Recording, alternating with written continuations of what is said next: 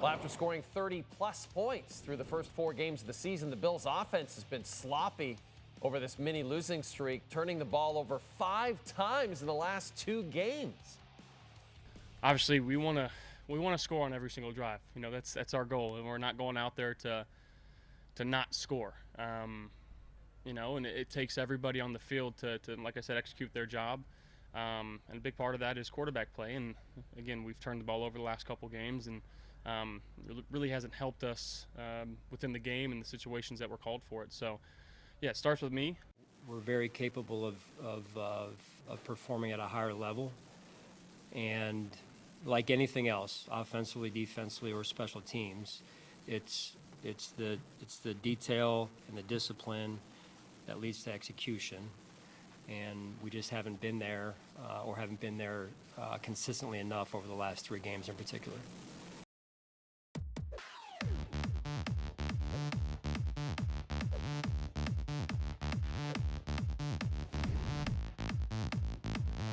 Joining us from a beautiful hotel room in a globally famous international city, it's globally famous international man of mystery, Luke Willson, Canada's favorite tight end.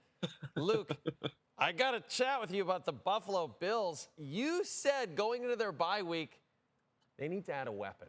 And ESPN just posted their top 25 players who could be available at the trade deadline. And wouldn't you know it, Ravens tight end extraordinaire Mark Andrews was on that list, and ESPN had listed the Bills as a fit. I know you're a Mark Andrews guy. Do you like that fit for the Bills? I love that fit for the Bills, Jay. And before we get into the pass catching, Mark Andrews has been an underrated run blocker, in my opinion, for years. He is extremely tough. I've played with the man. He's very tough, and I think he does a lot of work in the run game. And if you look at the Bills right now, they love to run the football with James Cook.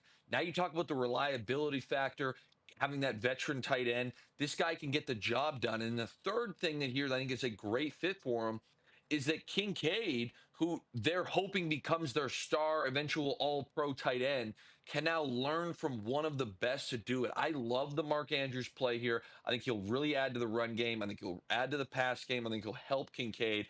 If I am the Bills and this is available, I'm making this move. Lamar Jackson, speaking of the Ravens, he actually practiced on Wednesday for the first time since injuring his hamstring in late September.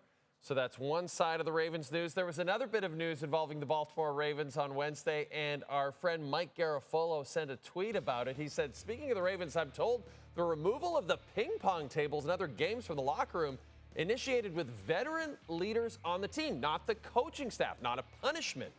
The players wanted them out. Luke, my question for you is, how much does this stuff really matter? Not at all. Not much. Like, I'll put it to you this way, Jay, and you know me, I'm not going to sit here and lie to you. The year we won the Super Bowl and the year we went to Super Bowl and lost on the infamous last play, we had ping pong going. I mean, we had full brackets. We had a cornhole thing. Of course, we would never gamble. No one would ever gamble in the locker room. I mean, I was staying in the facility playing ping pong till 7:30 at night some nights, Jay. So I'm not joking. I'm not kidding. Like, the reality is get your work done. And then I liked the idea of ping pong tables because it kept guys in the building more, built a little camaraderie. Yep. Yeah. I remember the year that we did pull them. It was down the road. To me, it's if you've got to the point where you're blaming ping pong for your losses, you've got the wrong person in the locker room. If the veterans are having to tell young guys, you're playing too much ping pong and not producing enough, there's way bigger character issues than the ping pong table. That's just the reality.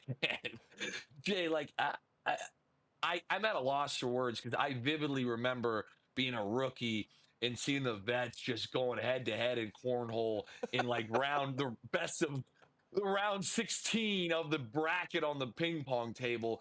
Again, you handle your business like a pro. You have some fun. I don't think it's really much of an ordeal. Yeah, it's unfortunate they don't get to play ping pong anymore. Well, yeah, and I get the feeling if the Ravens were having a better season, this is something we would absolutely not be hearing about. No question about that. Totally. Okay, you are the perfect person, Luke, to give us some perspective on this Russell Wilson, Sean Payton incident. Just to give everyone some background on this, after Sunday's come from behind win, Sean Payton said he wishes the Giants hadn't turned to Jackson Dart until after they played them. Well, the Giants' Week 1 starter, Russell Wilson, didn't like that comment from Sean Payton too much. Classless but not surprised, said Russell on X. Didn't realize you're still bounty hunting 15 plus years later through the media. Now, Sean Payton, I should say, Luke, tried to clarify Wednesday, saying his comment about Jackson Dart was not directed at Russ, but Sean Payton said he understands why Russ would have taken it that way. We remember that Sean Payton had Russ in Denver. It did not go well at all that one season in Denver. But how surprised were you, Luke, to hear Russ speak out like that? Jay, I was surprised because this is definitely not Russ's kind of persona or personality, but I'll be completely frank with you. I loved it. I loved it for Russ. You know, say what you want about Russ, and people can be critical, especially, and he deserves that for the last few years.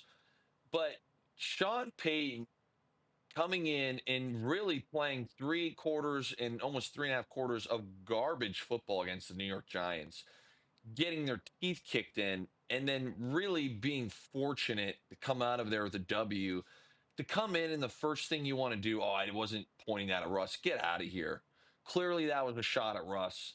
To come in here and be like, you know what? We kind of snuck away with a win. One you probably didn't deserve. And now I'm going to take a shot at my old quarterback. I was glad that kind of Russ put his foot down there.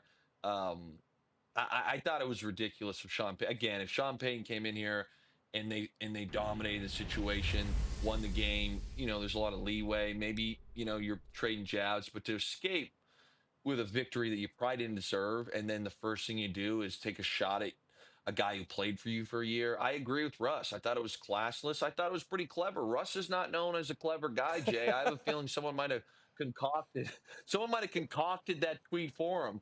But I was glad that he put it out because I thought the whole Sean Payton thing was ridiculous. You're not the first person to suggest that Russell Wilson himself may not have put thumb to keyboard and typed that bad boy out by himself. But I agree with you. Good on him for striking back. Hey, fly safe from whatever international city you're going to be hanging out in.